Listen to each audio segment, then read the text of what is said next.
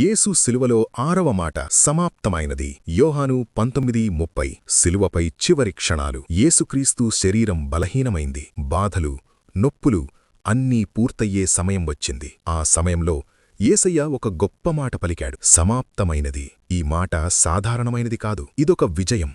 ఇదొక పూర్తి. ఇదొక దైవీక ప్రకటన. యేసయ్య తనకు ఇవ్వబడిన పనిని సంపూర్తిగా పూర్తి చేశాడు. ఈ 6వ మాట ద్వారా మనం నేర్చుకోవాల్సిన సత్యాలు: 1. తండ్రి చిత్తమును సంపూర్తి చేశాడు. నన్ను పంపినవాని చిత్తము నెరవేర్చుట, ఆయన పని తుదముట్టించుట. యేసయ్య తన స్వంత ఇష్టం కాదు, తండ్రి చిత్తాన్ని పూర్తిగా నెరవేర్చాడు. 2. ధర్మశాస్త్రాన్ని సంపూర్తి చేశాడు. క్రీస్తు ధర్మశాస్త్రమునకు సమాప్తి అయ్యున్నాడు. మనము చెయ్యలేని ధర్మశాస్త్రాన్ని యేసయ్య పూర్తిగా నెరవేర్చాడు. 3.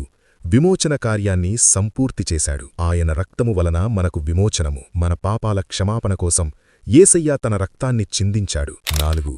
పాపపు దోషాలను సంపూర్తి చేశాడు. 1 పేతురు 3:18. పాపముల విషయంలో యొక్కసారే శ్రమపడెను. మనకు రావాల్సిన శిక్షను ఆయన తనమీద తీసుకున్నాడు. యేసయ్య పలికిన మాట సమాప్తమైనది అంటే రక్షణ పూర్తయింది, పాపానికి పరిష్కారం పూర్తయింది, నీకు నిత్యజీవం మార్గం తెరవబడింది. ఇప్పుడు మన బాధ్యత ఏమిటి? ఆ పూర్తి చేసిన కార్యాన్ని నమ్మడం, ఆయనను అనుసరించడం. నీ జీవితంలో ఇంకా పూర్తి కాలేదు అని అనిపిస్తున్నదా?